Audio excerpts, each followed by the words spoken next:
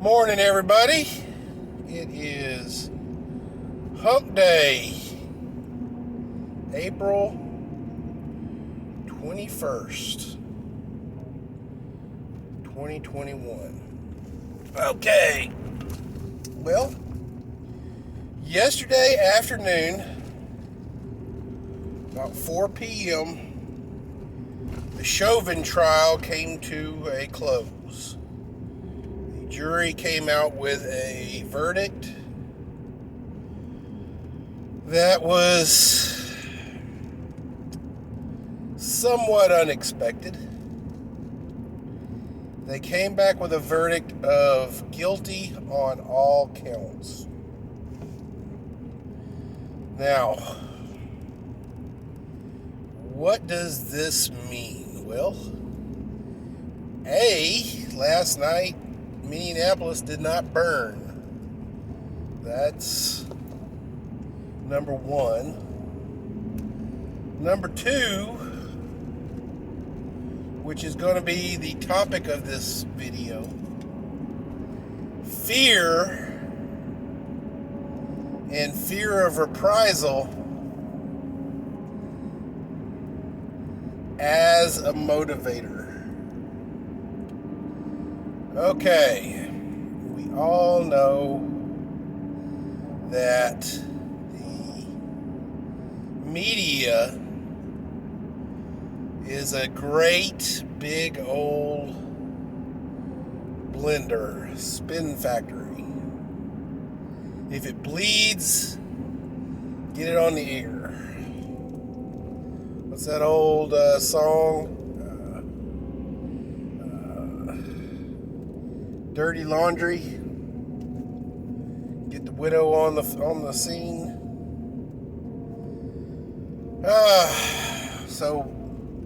Well, we all knew that when the Dante Wright shooting happened and the rioting started in Minneapolis, the judge should have honored the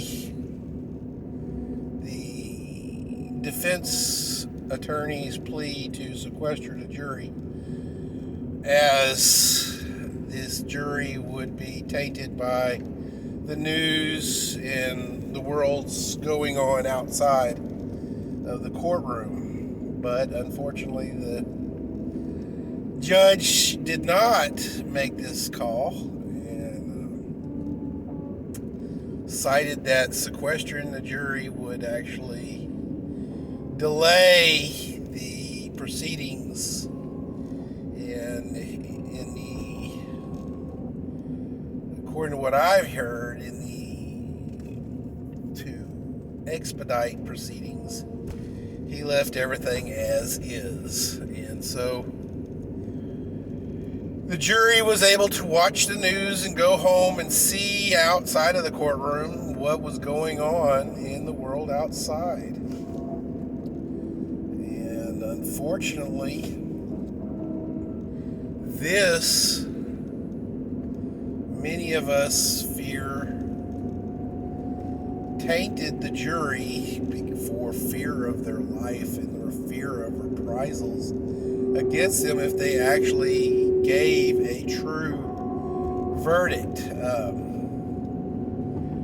What in a trial like what the Chauvin case was, it is the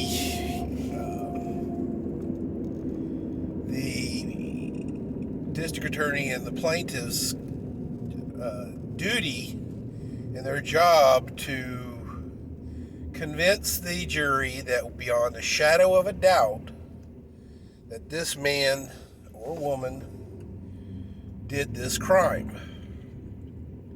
It is the defense attorney's job to place doubt in the minds of the jury that this crime was committed by this person. And historically speaking, that means if there is doubt, you don't convict a person. or reasonable doubt. Well, I followed the trial here and there through reliable sources and stuff like that. And according to what I saw, the district attorney and the plaintiff did not, other than pushing the narrative of the feels that, oh, this happened, this, that, and happened, oh, cry, they actually did a crap job of, creating a case against Chauvin. Whereas at every step of the way, the defense attorney basically knocked it out of the park at every turn with every one of the plaintiffs, the prosecuting attorney's witness was basically shot down at every turn. And then when the defense put their witnesses up, boom, science, boom, science, boom, science. This happened, this happened. This was policy, this was policy, this was policy. Boom. There was no way in shape or form that the jury should have had anything other than reasonable doubt that, if not complete doubt, that Derek Chauvin committed this crime. Now, other than the videotape that showed him at the scene, he did not kill George Floyd. Fentanyl, lethal dose of fentanyl, killed George Floyd, coupled with a heart condition and other things like that. He had underlying conditions. So this was proved on many fronts during the trial. But thanks to rioters on premises in the Minnesota area, the news spinning and building tension at every news section that, a bad verdict would, the world was going to burn, coupled with Maxine Waters going out and basically telling everybody to burn, baby, burn. And then Joe Biden coming out and saying that, a wrong verdict on this would be a bad thing. What the fuck's wrong verdict? So, what I feel happened is that the jury kicked this ball into another court. Due to extemporaneous circumstances, the defense attorney, I am sure, before the close of business yesterday, already filed for an appeal. But here's the deal. We see what happened in this trial. Will we be able to get an honest jury pool at the appeals case? The world has already seen what the jury, in the last few days, saw and made their decision based upon. The fear of their life, their family's life, their property, and everything else. The decision of that jury was from fear that they would be basically tarred and feathered, dragged to the middle of, town and hung. So that's what we're seeing, and that's what happened. Can Chauvin get a fair trial in the future? That remains to be seen. They may have to wait until, all this stuff flies over to do it. May have to push it off a year or two. Unfortunately, that means that Chauvin will have to go to jail until his appeal goes to court. It's crazy, crazy, crazy, guys. But here's the $64 million question.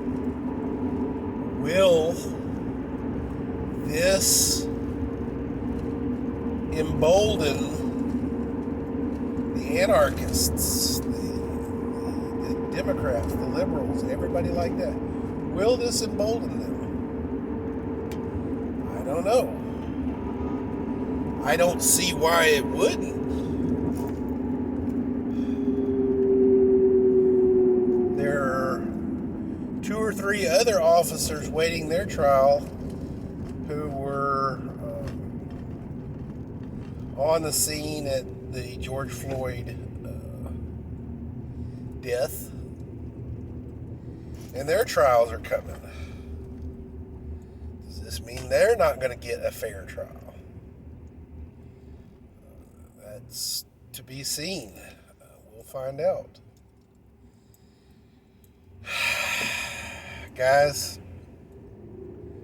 I hope everybody who's got this, hears the sound of my voice, recognizes the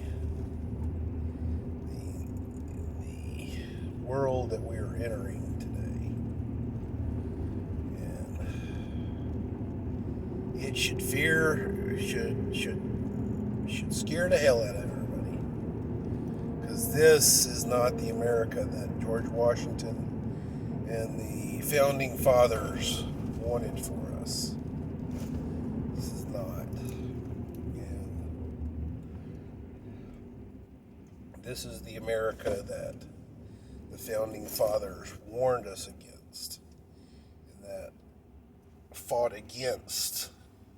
There's that meme out there that the founding fathers would already have been stacking bodies if this was there, if they were alive.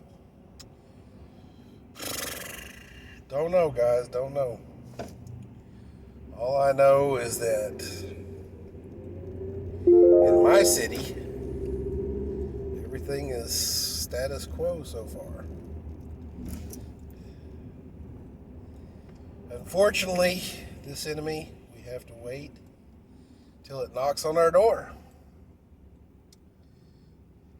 And then, and only then, do we respond. Stay frosty, guys. See y'all on the next one.